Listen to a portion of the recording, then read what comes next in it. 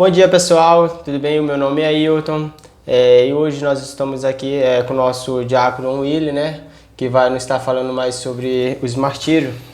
William, nos fala mais sobre morte. Morte é algo muito complicado, desconfortável, mas quando falamos de homens e mulheres que lutaram pela causa e os seus ideais e criamos uma nova perspectiva referente a este contexto, nos fala mais sobre. Bom dia, primeiramente, para você, né? Bom dia, paz do Senhor. Paz do Senhor. Então, você vê como é que é as coisas de Deus, né, varão?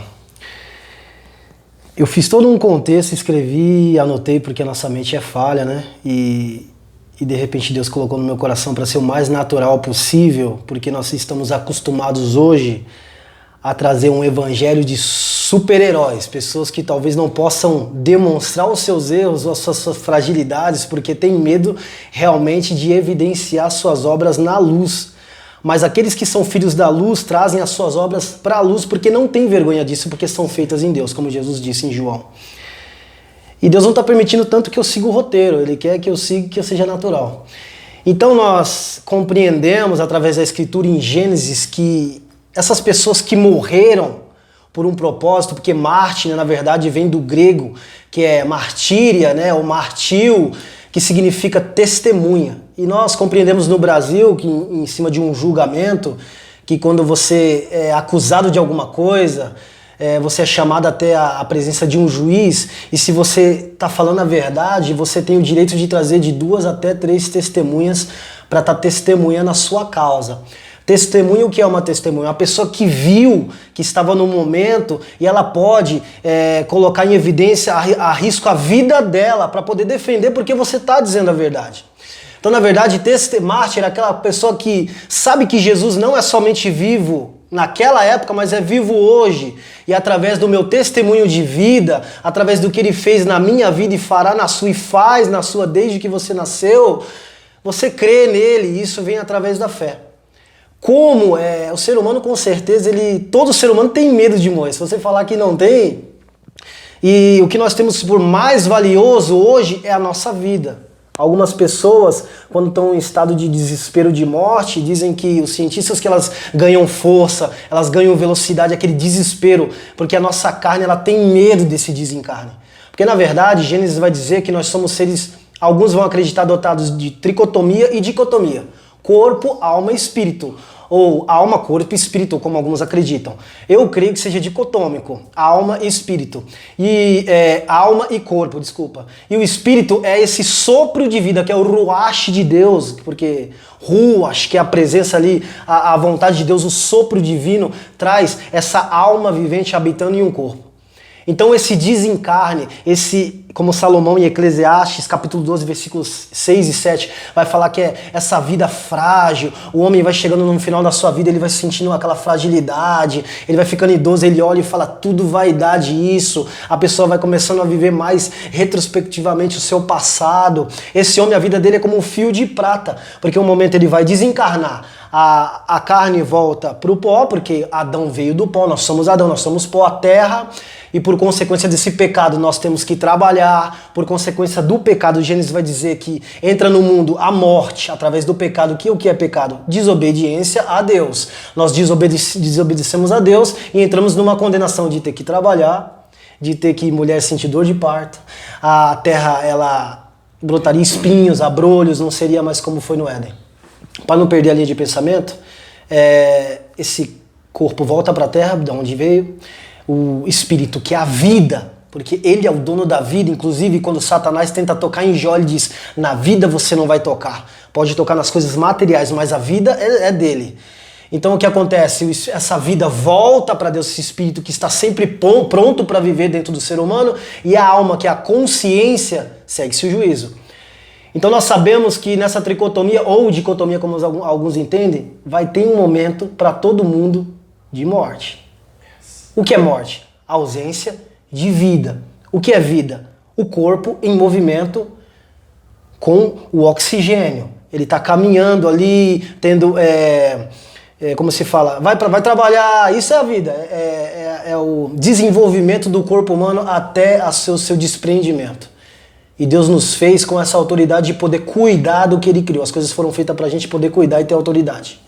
Então a consequência do pecado não é só a morte, é a condenação eterna. Existem 3 tipos de morte. A morte espiritual, pessoas que têm o espírito de vida, têm a vida, mas elas são cegas espiritualmente, porque Paulo vai dizer sobre espiritual, não quer dizer, quando ele fala sobre espírito, Jesus fala sobre espírito pronto e a carne é fraca, Paulo fala sobre a briga, a batalha do espírito e da carne. Ali são 2 tipos de espírito, que é a vida e o espírito que é a consciência espiritual de que existe um Deus e Ele quer o melhor para você.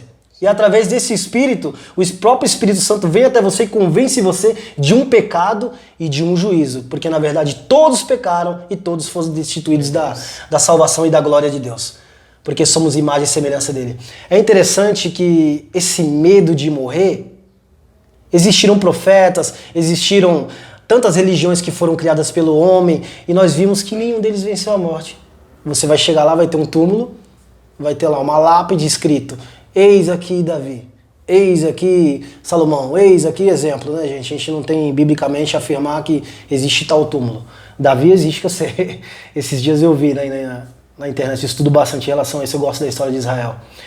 Mas Jesus Cristo, existe um túmulo vazio evidente, porque a Bíblia não é somente espiritual, mas também é histórica. Então, existe a consequência do pecado, que é a desobediência, o erro ao alvo. Deus fala: no dia em que pecar, certamente morrerás. A morte entra no mundo, o pecado. Satanás, que é o senhor da morte, do pecado, da mentira, é aquele que traz, ele vem, mata, rouba, destrói, traz desobediência. Por quê?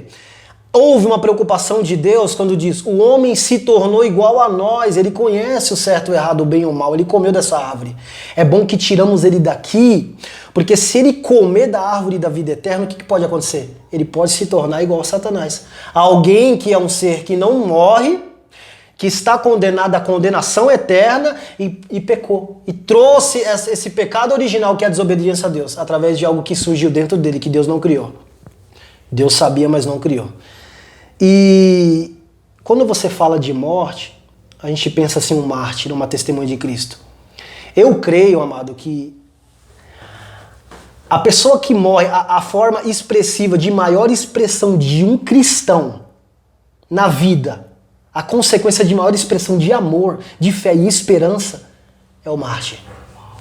Porque ele tem em si aquele desejo, aquela vontade que não é dele. Porque você percebe que Estevão, no momento em que ele é apedrejado, ele não imputa aos seus próprios irmãos pecado e libera perdão como Cristo fez no Calvário, ele estava cheio do Espírito Santo. Então uma pessoa que não é cheia do Espírito de vida, o próprio Espírito de Deus e o Espírito de Cristo, não tem como passar por isso, sem murmurar ou sem condenar alguém.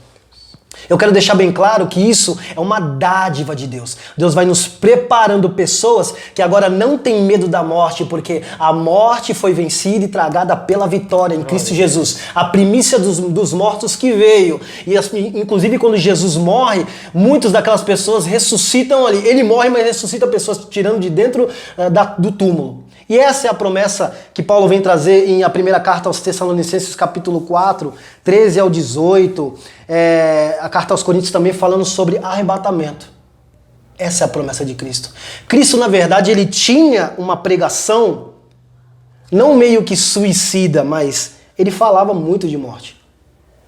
E até os próprios 70 diziam assim: mas que duro é esse discurso que você tem, porque se você só fala em morte, cara, a gente vai embora. Jesus vira para Pedro e fala: quer ir? Para onde iremos, se só tu tem palavras de vida eterna? Temos consciência de que podemos morrer aqui, mas também temos uma promessa que Apocalipse Jesus vem trazer para 7 igrejas, que é reinar, que é reger as nações, assentar no seu próprio trono, que é ser coluna no templo de Deus, no templo celestial, que é ter vestes brancas, não corrompidas, não haverá choro, nem mais pecado, que é comer da árvore da vida que foi proibida no Éden, mas agora poderá ser comida. Por quê? Porque agora não existe mais pecado. Então a posição de um crente de morrer é porque existe esperança numa promessa. A Bíblia não só nos encoraja a morrer pela causa, mas o preocupante é que hoje, na verdade, agora eu já saí totalmente do contexto, talvez você não vai nem conseguir fazer as outras perguntas. A verdade é que a igreja hoje, existe dois tipos de igreja. A igreja física, que é a corporação igreja, a denominação placa igreja, aquilo que quando Paulo olha para Roma, sendo cidadão hebreu de hebreus, circuncidado ao 8º dia, mas também romano, ele olha para Roma e vê um diaconato, presbitério, pessoas que estão ali, que são, olha também para Israel e vê o Talmud, aqueles ensinamentos, pessoas que confiam a vida a alguém que vai ensinar. Então ele traz para a igreja esse tipo de instituição para causar o quê? Para tirar toda aquela briga que tinha, aquela dissensão da igreja, trazer organização física. Porém, hoje em dia nós percebemos que a igreja trocou muitos valores. É uma igreja organizada, sábia, porém perdeu o espiritual. E qual é a evidência disso? Que a igreja perdeu essa parte tão espiritual. A igreja não está mais tão disposta, não acredita tanto mais numa volta de Cristo. Pessoas dizem, meus avós dizem que Cristo ia voltar e não voltou até agora. Isso é mentira, isso é conto. As pessoas não estão mais dispostas a morrer pela causa. Eu não estou falando de pessoas que têm uma igreja e dizem, eu vou defender, que sofra eu, mas não sofra a obra, mas que não consegue amar aquele que está do lado e achando que está defendendo Deus, mata o seu próprio irmão. Porque ontem, conversando com a minha esposa, Deus falou grandemente comigo sobre isso. Quando um homem, como aqueles fariseus que estavam ali dentro do sinédrio, helenitas, gregos, né, hebraicos ali que mataram Estevão, mataram ele, foi por quê? Porque eles estavam tentando defender costumes da época. Pessoas que não podem largar costumes, porque na verdade o que é mais valioso para eles não é a vida. Inclusive quando eu estava conversando com você ali, e você estava partilhando um pouco sobre as suas experiências, Deus falou grandemente comigo. Você vai entender completamente o que realmente tenho para você, não tão somente quando você estiver disposto a morrer pela minha causa, mas quando você estiver disposto a não desistir e morrer pela minha causa por causa do seu irmão. Porque nós temos um evangelho lavado, escrito a sangue. Não foi 1, 2, foi mais de milhões de pessoas que morreram em martírios. Pessoas que... Nós conhecemos pessoas que foram evidenciadas, tipo Roma, os Césares que mataram, aquele Nero maluco que tacou fogo na cidade e depois culpou, na época de Paulo ali, os anos 70 que foi a invasão de Jerusalém. Jesus ainda falou sobre isso no seu sermão escatológico em Mateus 24, que não sobraria pedra sobre pedra. Nós temos a Síria, os cativeiros babilônicos, que tem mártires desde a fundação do mundo. O primeiro ali, que Caim mata Abel, através da sua fé Abel é morto ali. E até hoje o sangue de Abel clama por justiça, como em Apocalipse diz, o sangue debaixo do trono daqueles que morreram ali por as testemunhas, que morreram por causa do nome de Cristo. Até quando você não vingará o nosso sangue, Senhor? Você entende qual que é realmente a direção que o Evangelho quer nos levar? Pessoas que não têm mais valor nessa vida, não pessoas depressivas, como Satanás tenta fazer com as pessoas hoje. Essa vida não tem valor. Faz o que você quiser, alimenta a tua carne, não. É Jesus dizendo, ei, não confia aqui, porque na verdade se o que você perder aqui, aquele que perder a sua vida por causa de mim, vai ganhar, vai achar ela. Porque ele foi o único que venceu a morte como sumo sacerdote, o próprio Melquisedeque, e trouxe agora, vai trazer um reino milenar para a gente poder reinar com vida eterna. Mas o mundo não pode oferecer essa paz, essa tranquilidade. Inclusive, a gente acaba entrando num contexto meio complicado, porque nós somos uma igreja mimada. Uma igreja escolhida, uma igreja eleita, uma igreja que ninguém toca, porque tem promessa. Amado, fala para mim qual foi o apóstolo que não morreu. João, que eu saiba, morreu por uma causa natural, mas ele morreu sozinho, na ilha de Patmos. Alguns dizem, teólogos, que foi cavando carvão naquela ilha onde ele... Porque Jesus fala para Pedro no final da carta de João, assim, no Evangelho de João, ei, o que tu tem com ele? Porque Pedro queria saber como é que João ia morrer. Não. O que você tem a ver com isso? O que eu tenho para ele é para ele, o que eu tenho para você é para você. Então, na verdade, somos uma igreja que nós queremos que Deus tem para o outro que o nosso sonho. E, na verdade, Jesus, nós somos um corpo, membros, células. Hoje tem muitas células, né? As igrejas, eu acho incrível isso. Isso começa dentro dos lares. Se eu realmente estou disposto a morrer por uma causa, eu vou ensinar os meus filhos a defender também essa causa até a morte. Somos uma geração realmente que defendemos a causa de Cristo.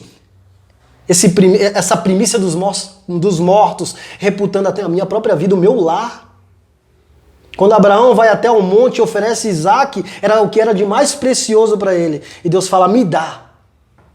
Ali já era a tipologia, a figura de Cristo. Nós sabemos que a carta de Hebreus diz, né, que aquela grande nuvem de testemunhas que foram os mártires, eu dei uma olhada ontem, a tradução ali do grego, né, realmente aquelas testemunhas são mártires. Eles estão em expectação, olhando para mim e para você, dizendo, aguenta só mais um pouquinho. Não desiste.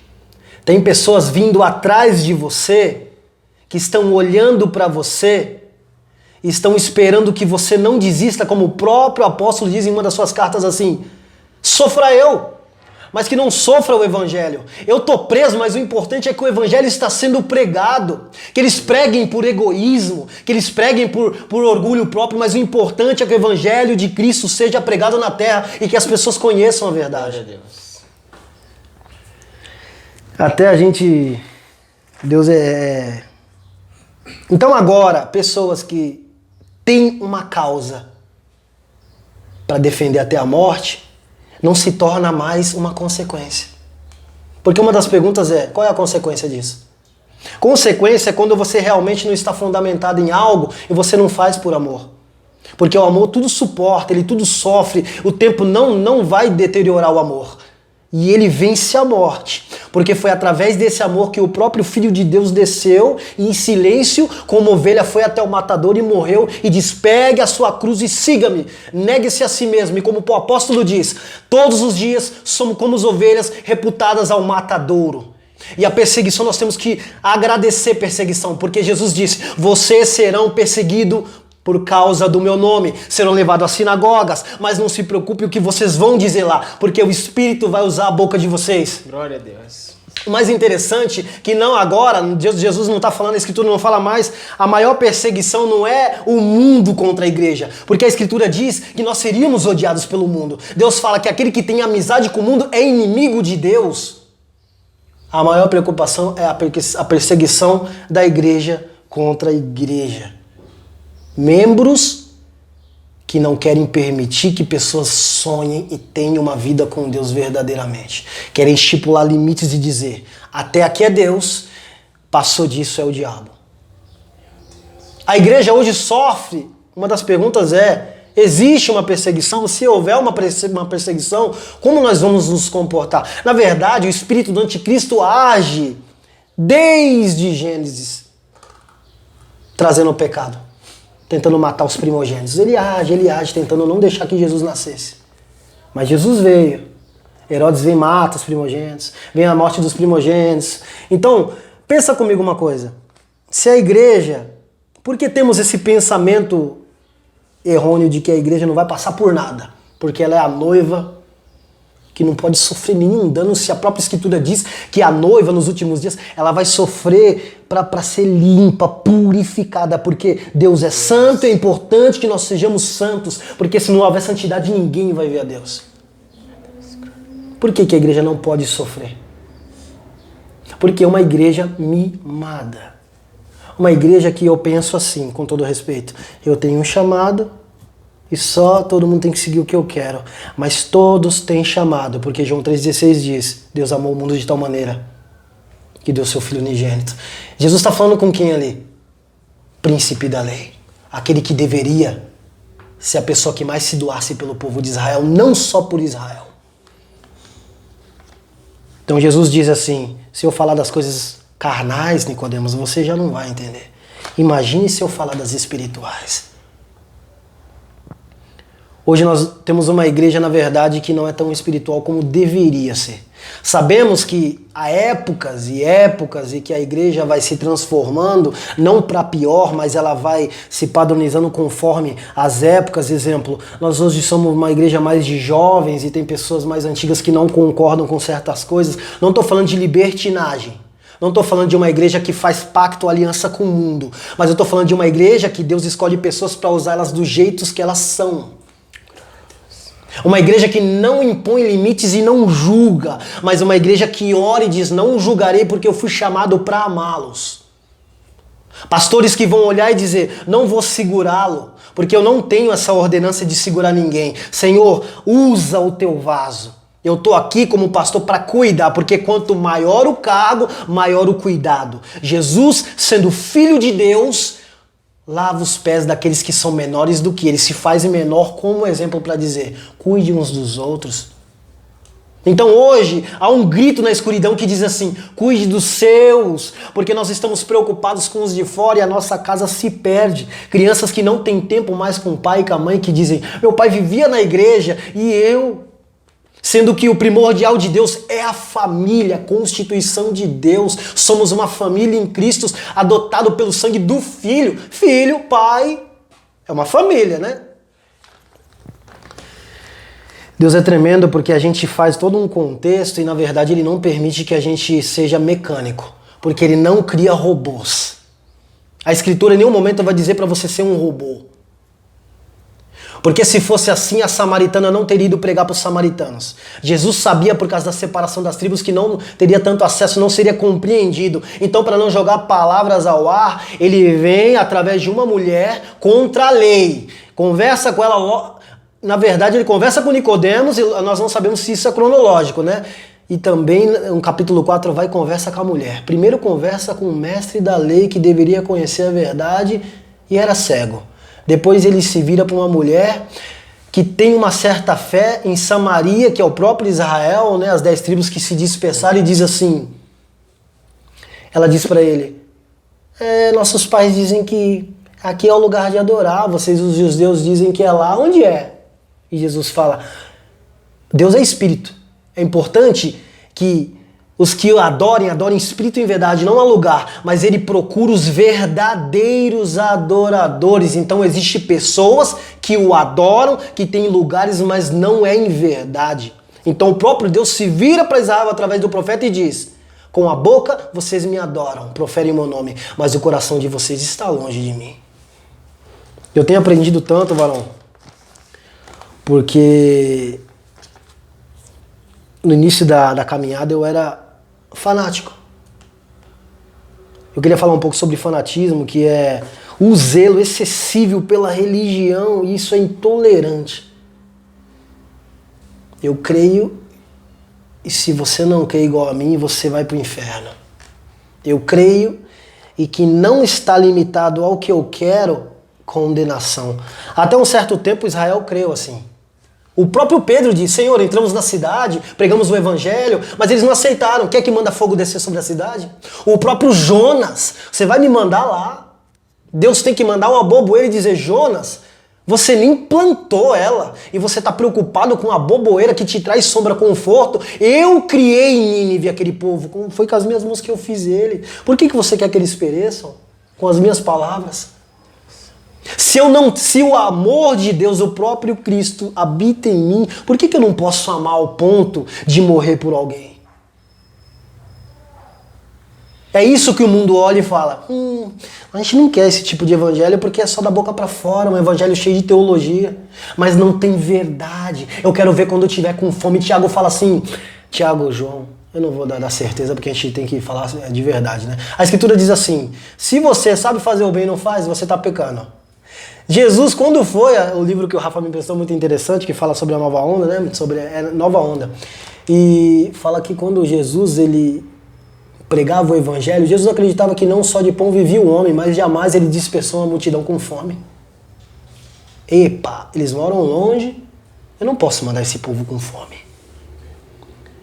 Na verdade, o evangelho, ele não só parte de uma vida também para salvação, mas Deus quer cuidar de você desde agora. Feridas do seu passado, ao ponto de ele te preencher de uma maneira que você diz, viver para mim é Cristo, morrer para mim é lucro.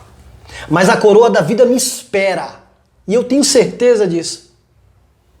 Não se escandalize na minha morte, nas minhas perseguições, mas continue, Timóteo, Continue, desperta o dom que há em você, faça a obra, respeite os mais velhos, trate eles como os pais de você, respeite os mais novos, respeite a sua estrutura, Timóteo. Não tenta ser o que você não é. Seja o que você é, porque Deus te criou para ser assim. E sabe as suas feridas que você tem no estômago? Tome o vinho que é bom para estar curando elas. Mas também nós não podemos usar isso para poder beber, né, gente? Tem pessoas que usam isso para poder encher a cara, né? A gente não quer entrar nisso. Então, amado, mártire, o que você tem testemunhado? O que eu e você hoje temos testemunhado? Quando o mundo olha para você e para mim, nós somos uma testemunha caminhando. Você pode olhar para o mundo hoje e pessoas que morrem pelo crime, com fuzis na rua. Pessoas que morrem por causa de futebol. Aparentemente você olha e fala, esse cara é fanático. Ele gosta de futebol e dá a vida por causa de um time. Mesmo nem conhecendo ninguém, ele trabalha o dia inteiro, gasta o dinheiro dele para defender, para comprar um ingresso caríssimo. Ele vem de casa e vai lá para a Copa do Mundo.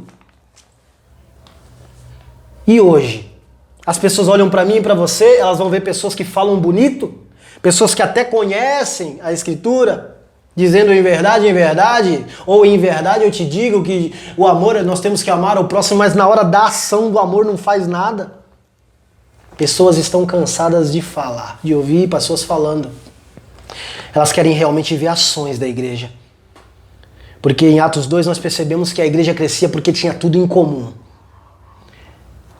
Então hoje somos uma igreja que ficamos olhando para a igreja primitiva e dizendo, o que aconteceu? Uma igreja que parece que vive de historinhas da carrochinha. Esse Deus é vivo. Quer uma prova disso? Lembra de onde Ele te tirou?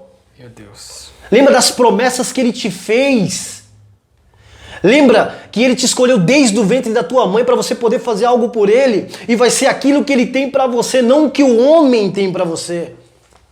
Então não existe confusão. A seara está pronta, por mais que a gente não perceba, faltam trabalhadores que estão sendo ferramentas no seu lugar. Não é um machado tentando ser serrote, não é o facão tentando ser machado. Existem ferramentas enferrujadas paradas, mas Deus quer usar.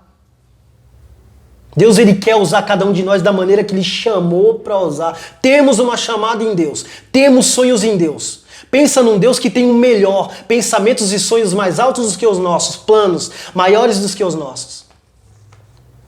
É até complicado que eu saí um pouco do tema de mártir, né? Mas uma pessoa que na verdade não tem um fundamento na fé em Cristo, ela é fundamentada na areia, ela não sabe realmente o que ela está fazendo na igreja aos domingos. Quando abala, ela diz, opa, eu tinha uma expectativa que não seria assim. Tá faltando pregar um evangelho de verdade, dizer, você vai sofrer. Não vai ser da água pro vinho assim como vocês pensam. Tem pessoas que saem da igreja porque elas começam a congregar e parece que piora as coisas. Então não é a hora ainda de você estar aqui.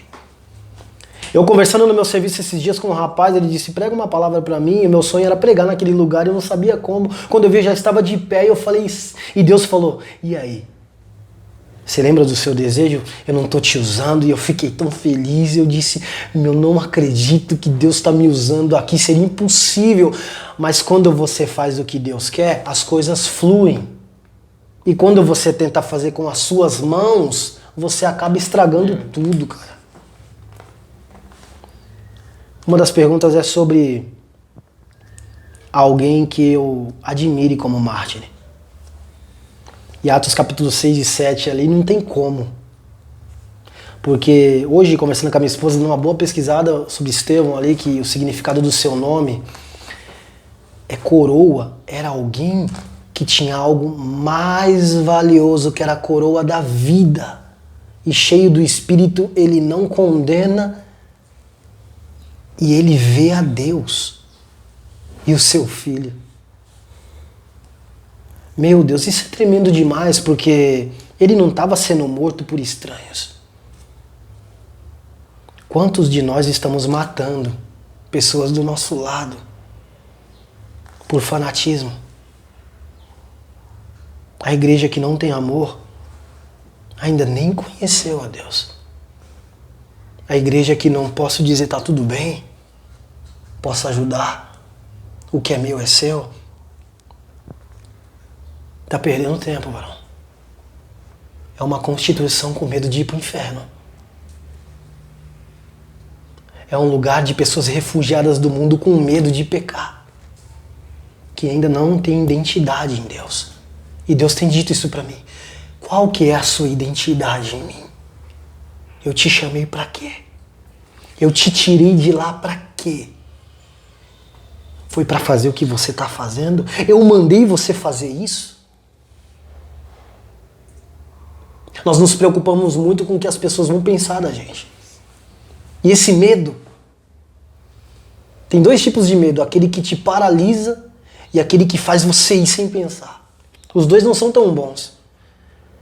Mas o que é o medo? É o cérebro te dizendo, opa, perigo, opa, algo novo. Tudo que é novo, que você não tem segurança, você fala, cadê todo mundo? Eu não posso, eu não conheço, é o escuro.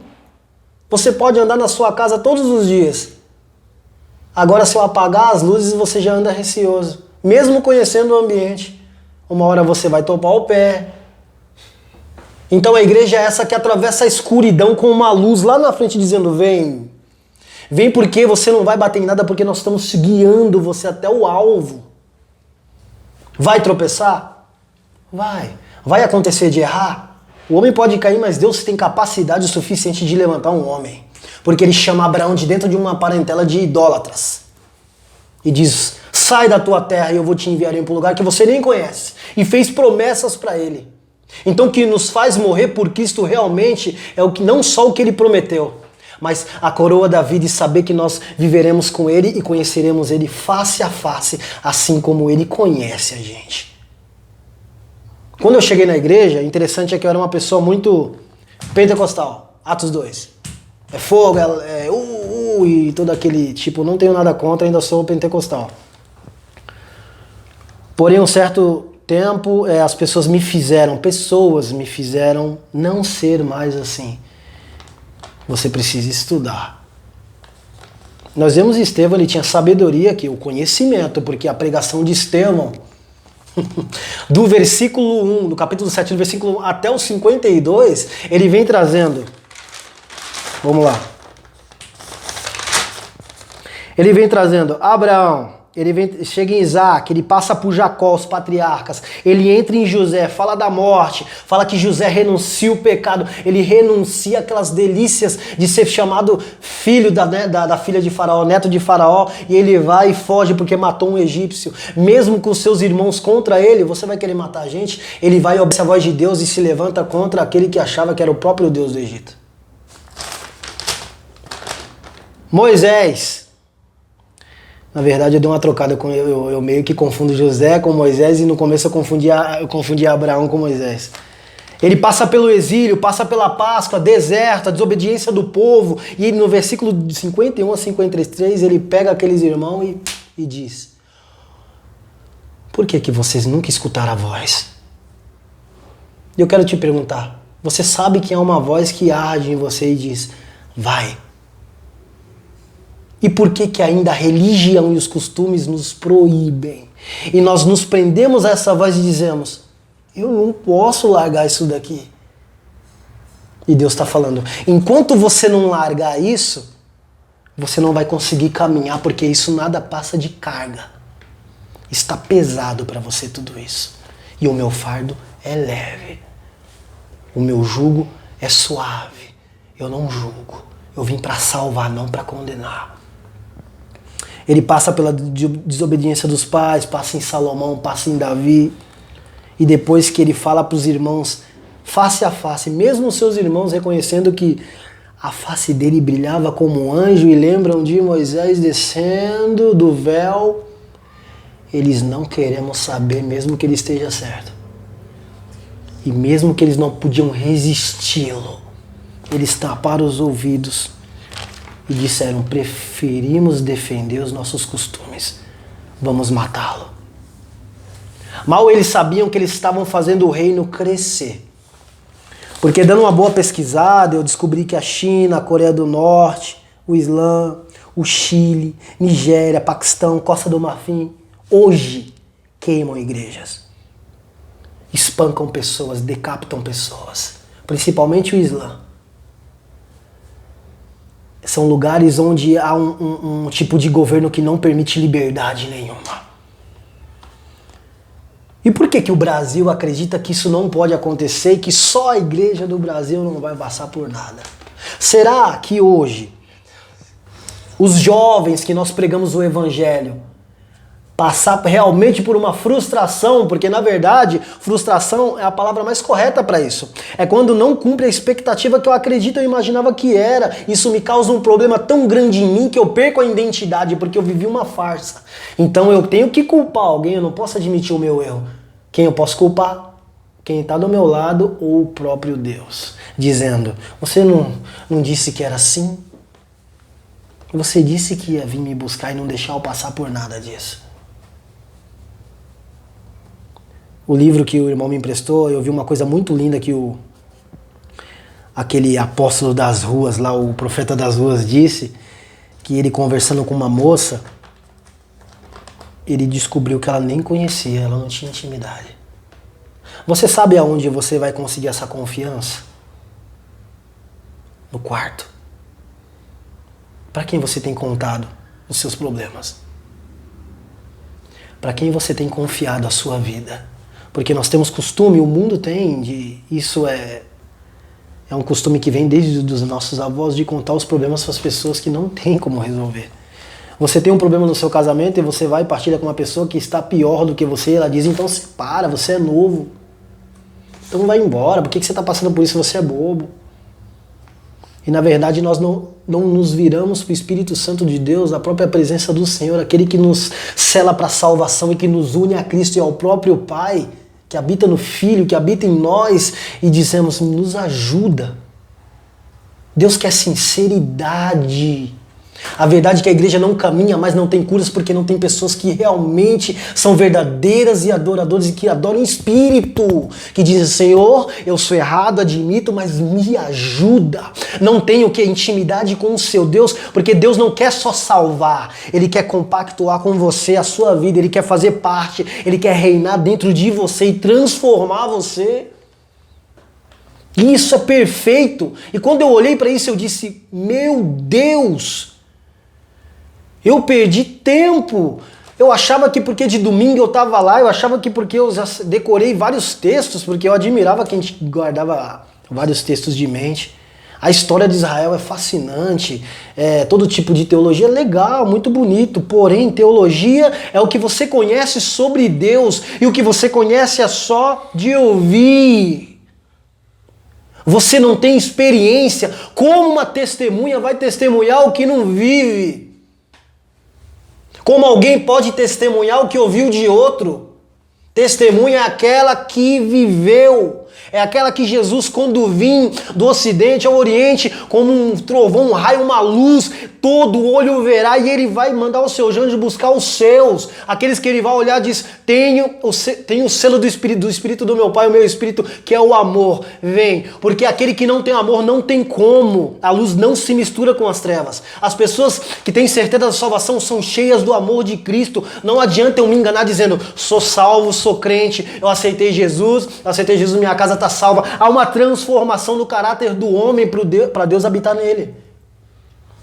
Até o ponto de ele morrer pela causa. Que causa é essa? É de um povo que fica gritando na rua? É de um povo que veste paletó? Não, é a causa de Cristo. Eu amo você e estou disposto a perder a minha vida para salvar você, porque a salvação não é só minha. Porque Deus amou o mundo e Ele não está disposto a perder ninguém. Ele não quer perder ninguém. Todos são importantes e ninguém é substituível. Não existe, se você não quiser, Deus põe outro. Então você ainda não é preocupado o suficiente com o seu irmão e diz, amado, se eu errei, me perdoa. Porque hoje nós acreditamos, e as pessoas acreditam que você pedir perdão é fraqueza. E o evangelho não deve ser sentido. Nós somos robôs, não podemos sentir. Temos que seguir um roteiro. É um teatro. Alguns circo. O evangelho, o meu sonho para talvez encerrar, se Deus permitir, Um dia Deus me deu um sonho. E ontem Ele me lembrou desse sonho. Uma árvore, uma videira, onde 10 homens não conseguiam abraçar. E ela entrava para dentro do céu. E dela brotava uma água cristalina. E eu dizia: Senhor, deixa eu te conhecer. E a voz de cima dizia: sobe. E eu falei: Senhor, eu quero te conhecer. Ele disse: sobe. Quando eu me vi, eu estava lá em cima. Uns 15 metros, e eu senti muito medo. Porque eu ainda estava carnal. E Deus disse: tu não pediste? Por que sente medo? Eu mandei que sobe. E eu disse: eu não consigo. E Ele falou: então desça. Eu desci e toquei os meus pés naquela água cristalina, mais real do que o que a gente sente aqui, que os nossos 5 sentidos podem imaginar. O cheiro, o barulho do lugar, a água. E eu senti aquela água geladinha nos meus pés. Só que a 3 metros da água tinha um círculo e a água se tornava suja. E eu dizia: o que é isso? E através de uma revelação, Deus usa um irmão e diz: é o que os homens têm feito com o que sai de mim. A água da vida. Aquele que consome dela jamais sente sede. Ele se torna uma fonte inesgotável de vida. Então as pessoas têm pegado dessa água e feito comércio. Não entenderam. E o mais conflitante é que nós sabemos, mas não temos coragem de gritar como a trombeta de Deus, que a igreja é a trombeta de Deus na terra dizendo: não está certo.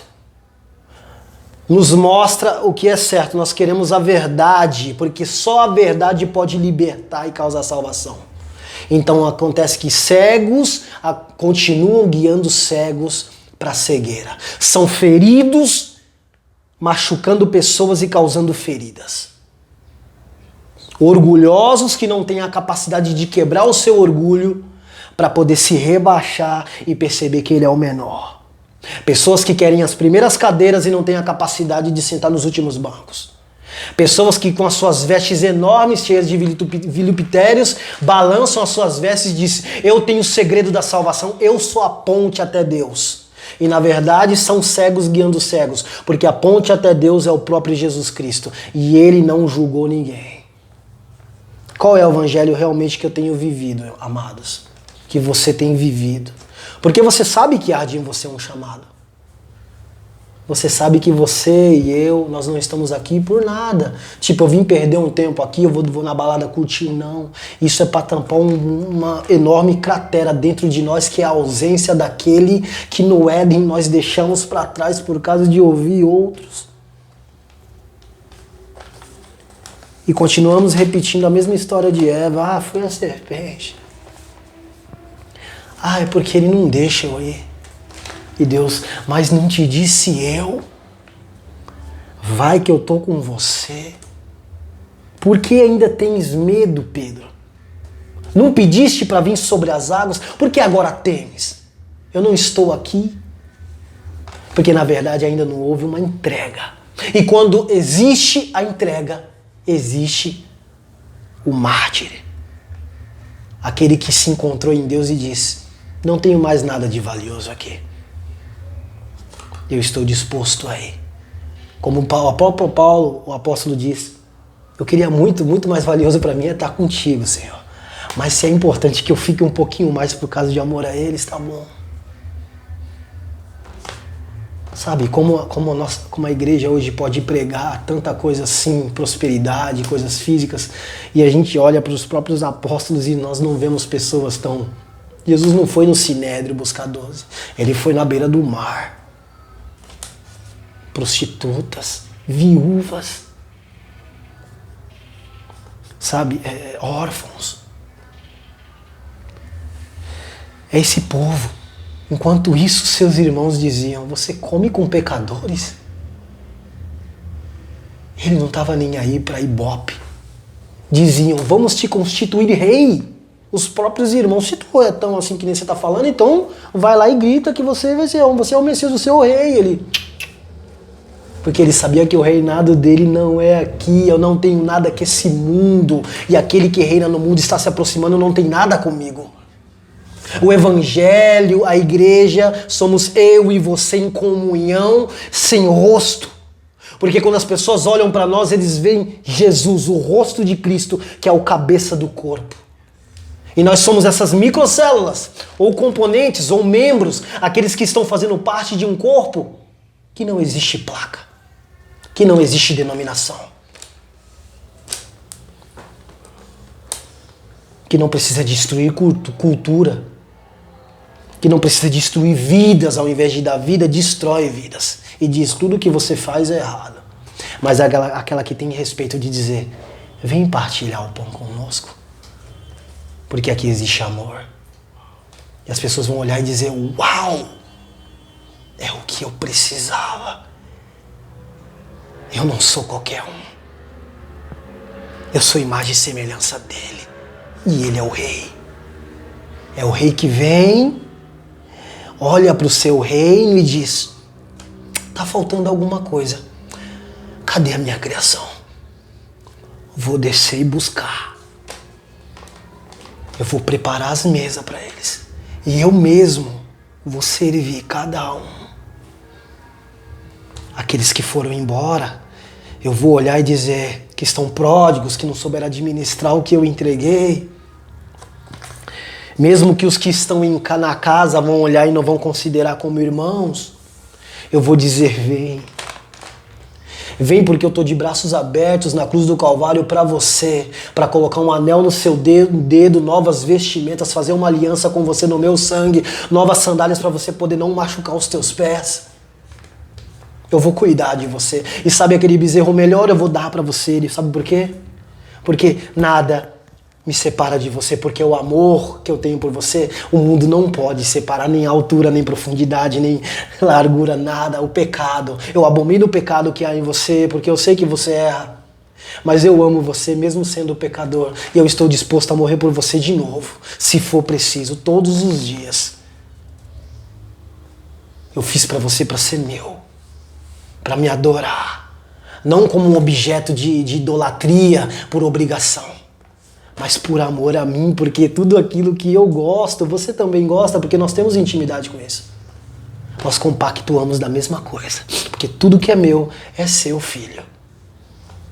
Você não é. Israel sempre encarou um Deus de Senhor, sou teu servo, mas Jesus disse que o servo não entende as coisas como um filho.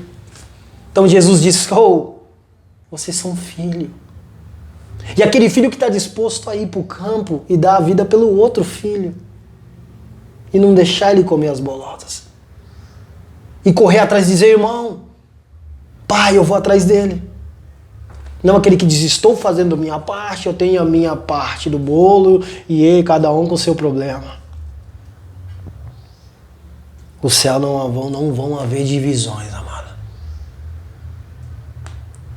Lá é um lugar comum.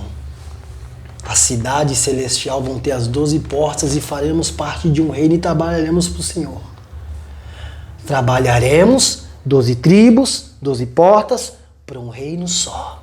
Ninguém é maior do que ninguém. Ninguém é melhor do que ninguém. Quantos hoje pérolas estão perdidas dentro das biqueiras, dentro dos prostíbulos? E nós não passamos de religiosos que não temos coragem de ir buscar porque é valioso para ele, tem que ser valioso para mim. Eu gostaria de encerrar dizendo... Você tem alguma pergunta? Na verdade...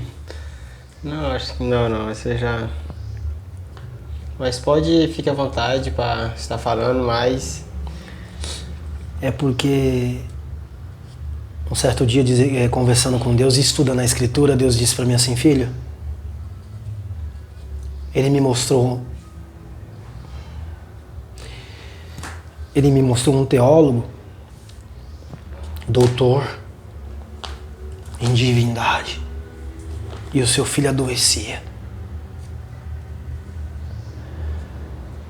E ele se desesperava. E Deus me dizia, William, é bom que você me conheça, que você tenha conhecimento sobre a minha palavra, William. Mas todos os dias a minha palavra é escrita em você. Você é a própria Bíblia viva. Você é a Bíblia que o mundo lê. Se você se encher de informação, de testemunho de pessoas e não ter a sua própria experiência, você vai criar filhos que também não têm experiência. E que não vão realmente ser testemunhas de verdade. Vão ser papagaios de Deus. Papagaios da religião. Então esse teólogo se desesperava e dizia: tudo que eu sei não me vale de nada. O que eu tenho de mais precioso, que é o meu filho, está adoecido. E através dessa permissão Deus quebrava, ele dizia: ei, tá vendo o quanto você ainda nem me conhece? É a mesma coisa de você ser fã de alguém e saber tudo sobre a pessoa, mas só a esposa ou o esposo dessa pessoa sabe o íntimo. Sabe pelo rosto dele se ele gostou do que você falou. Sabe ali como funciona dentro do lar a intimidade, ele sabe. Deus quer que nós aprendemos a ter intimidade com Ele, que nós ensinamos pessoas, não em ensinar em ter, mas nós guiamos pessoas através do nosso testemunho de intimidade a também ter intimidade e caminhar com as suas próprias pernas. E todos os dias, os atos do Espírito Santo, do próprio Deus, do seu próprio Filho, estão sendo escritos naquele grande livro lá das obras. Na vida do Rafael, na vida do Ailton, na vida do William, na vida da Yasmin, da Isabel, do Ribamar, de todas as pessoas. E esse livro vai ser aberto. É melhor que nós realmente estejamos seguindo o Evangelho de verdade. Que talvez não tenhamos tanto conhecimento, mas que tenhamos dentro de nós a verdade. E não perder a identidade que nós temos em Deus. Porque Deus não fez pessoas como se fosse uma fábrica. E Cristo, ele tem inúmeras formas. Inclusive ele aparece para os discípulos e os discípulos ficam com medo de perguntar se era ele. Ele aparece em multiformas. E se o Senhor aparecesse hoje para você dentro da sua congregação e fosse participar de um culto no último banco, o que ele pensaria sobre a sua igreja, sobre você? Ou nós colocaríamos ele para fora porque não está dentro do padrão? Não queira ser o que você não é. É melhor você obedecer do que sacrificar. Seja você em Deus. Seja simples. Jesus simplificou toda a lei. Ele pega todos os fundamentos, toda a lei, todas as ordenanças de costumes e diz: amai a Deus e ao seu próximo. Toda a lei está baseada nisso. E nós estamos construindo essa parede de separação tudo de novo. E complicando o que Jesus descomplicou. O Evangelho, ele transforma qualquer tipo de criatura que tenha consciência. Desde um índio até um analfabeto. E se eu não tenho a capacidade de aprender o Evangelho com uma criança? Aquela que o reino é dela, eu perdi a essência realmente do que é o Evangelho. Eu agradeço a oportunidade de poder falar, mas também eu agradeço a oportunidade, a gratidão de poder viver, porque eu sei de onde Ele me tirou. E tudo que eu possa fazer, eu sempre estarei em falta. Então hoje, eu não vou dizer para você, procure a primeira igreja, volte, sai correndo, não. Eu quero dizer para você, fecha a porta do teu quarto. Você tem um amigo que conhece a tua história. Os homens julgam o seu hoje, o seu momento. Mas você tem alguém que conhece a sua história. Fala com ele hoje. Conta para ele as suas feridas. Mesmo que ele já saiba, ele quer ouvir de você. Conta para ele. E se você não souber o que falar, não precisa falar. O Espírito Santo vai pegar suas lágrimas, gemidos que não têm expressão, talvez não sejam entendíveis, e vai levar até o Pai. E você vai ver o que vai acontecer na sua vida. O choro durará uma noite, pode ser que dure, mas pela manhã vem a alegria, Eu agradeço a oportunidade, em nome de Jesus. Eu tava nervoso, sabe, porque... Mas eu prefiro pregar um evangelho verdadeiro. Aquele que flui. Não aquele que está vinculado a papel. Porque se um dia essa Bíblia aqui, essa biblioteca de cartas e livros for queimada, ninguém pode tirar o que está aqui. Amém? Agradeço a oportunidade em nome de Jesus. Antes de terminar, antes de nós encerrarmos, eu gostaria de convidar o nosso irmão William também para nós estar nos conduzindo uma oração, né? Você que está aí nos assistindo, nos ouvindo, feche seus olhos para a gente estar nos orando, né? Pai, em nome de Jesus Cristo, nós agradecemos por essa oportunidade de, através da tecnologia que nós temos hoje, poder falar do Teu nome. E não só falar, poder evidenciar o Seu nome através das nossas atitudes. Eu te peço, Pai, com esse pequeno ato de ousadia, porque eu não tenho o direito de te pedir nada, só de agradecer. Que neste dia, Pai, essa pessoa que está aflita no mundo, que não está conseguindo ter forças, visita o coração de cada uma delas. E que não sejam só as minhas palavras, me dá força também para visitar os meus irmãos, Pai. Porque eu sei que as minhas atitudes são a evidência do que o Senhor está vivo, como testemunho da minha vida em Ti. Visita cada um, Senhor. Colhe as lágrimas, Senhor. Faça com que as pessoas liberem o perdão, porque na verdade a amargura, essa culpa, essa falta de perdão machuca mais ela do que aquela outra pessoa.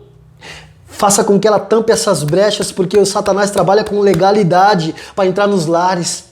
E venha nascer dentro do coração de cada pessoa, Senhor. Porque eu creio no Senhor, um Deus que tem a capacidade que mesmo que ninguém vá pregar, o Senhor visite o coração dela, Senhor, e transforme a vida de cada um aonde estiver. Porque o Senhor é onisciente, onipotente e onipresente. Em nome de Jesus Cristo nós te agradecemos.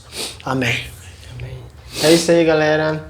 Hoje nós estamos finalizando mais um vídeo, mas Aleluia. Glória a Deus pela vida de cada um, pela sua vida que está nos ouvindo. E tchau, tchau. Glória.